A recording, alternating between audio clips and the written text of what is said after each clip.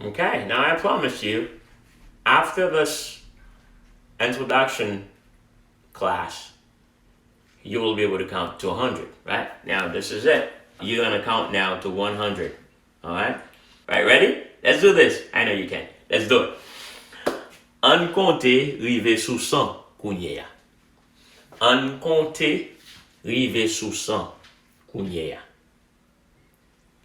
91, 92, 93, 94, 95, 96, 97, 98, 99, 100. 100. On fait ça encore. On compte encore. On a compté rivé sous 100. N'a compté rivé sous 100.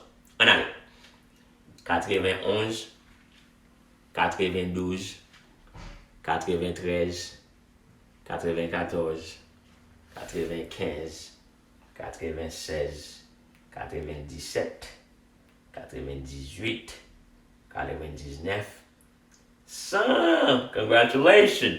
Now you're able to count to 100. What I want you to do now, I want you to master this. You need to count from 1 to 100. From 1 to 100.